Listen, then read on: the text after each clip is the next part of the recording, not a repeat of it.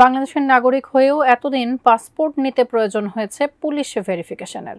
এ নিয়ে নানা ধরনের ভোগান্তিতেও পড়তে হয়েছে দেশের মানুষকে। আর তাই জনপ্রশাসন সংস্কার কমিশনও সুপারিশ করেছে এই পদ্ধতি বাতিলের। অবশেষে প্রধান উপদেষ্টা নিজেই এই বিধান বাতিলের ঘোষণা দিলেন। বিস্তারিত ইশতিয়াক হোসেনের রিপোর্টে।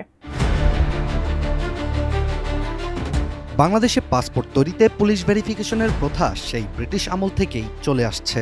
মূলত ১৯২০ সালে চাকরি, পাসপোর্ট, লাইসেন্স সহ গুরুত্বপূর্ণ অনেক ক্ষেত্রেই আবেদনকারীর তথ্য যাচাইয়ের জন্য পুলিশ ভেরিফিকেশনের প্রথা শুরু হয়। এরপর ভারতবর্ষ বিভাজন ও ৭১-এর স্বাধীনতা যুদ্ধের পরও ব্রিটিশ আমলের সেই প্রথা বাংলাদেশে চলতেই থাকে। কিন্তু বর্তমানে ব্রিটিশ আমলের ওই প্রক্রিয়া বৈষম্য সৃষ্টি এবং হয়রানির হাতিয়ার হিসেবে ব্যবহৃত হচ্ছে বলেই মনে করেন বিশেষজ্ঞরা।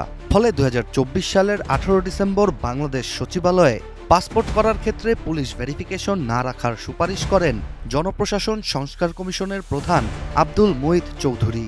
এছাড়া পরবর্তীতে স্বরাষ্ট্র মন্ত্রণালয়ের পক্ষ থেকেও একই সুপারিশ আসে, যেখানে বলা হয় পুলিশ ভেরিফিকেশন বাদ দিয়ে শুধু জাতীয় পরিচয়পত্র দেখেই পাসপোর্ট প্রদান করার কথা।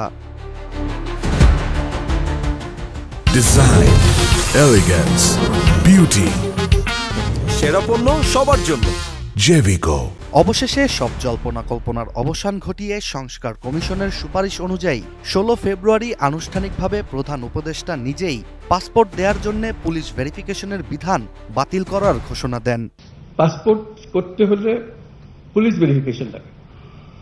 আমি জিজ্ঞেস করতে আরম্ভ করলাম, অনেকেও হয়তো আগেও করেছে, কারণটা পাসপোর্ট তো আমার নাগরিক অধিকারের একটা অধিকার।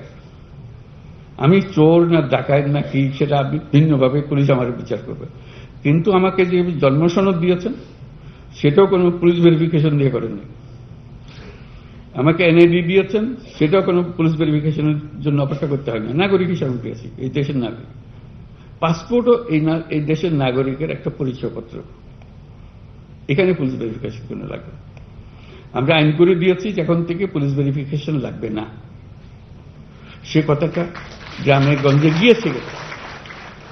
সরকার মানে মানুষকে হয়রানি করা, এটার থেকে উল্টে দেওয়া। সরকার ভিন্ন জিনিস, আপনার অধিকার, আপনার অধিকারগুলো আপনার দরজায় পৌঁছিয়ে দেওয়া আমাদের কাজ। এটাই জন্য আমরা স্মরণ রাখি। পাসপোর্ট অনলাইন, এখন ই পাসপোর্ট হচ্ছে কিনা এখনো দেখি ওই এমআরপি করছে। কেন হচ্ছে? আইন তো আছে।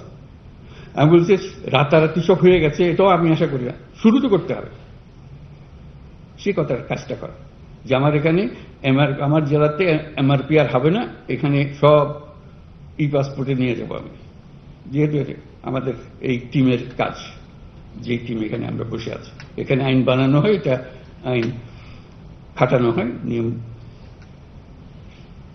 মানা হয়। এগুলোতে আমরা কিভাবে যাব, একটার থেকে একটা আমরা উত্তরণ কিভাবে করব। জেলা প্রশাসক সম্মেলনের উদ্বোধনী অনুষ্ঠানে প্রধান উপদেষ্টা এই পদক্ষেপের ঘোষণা দেন।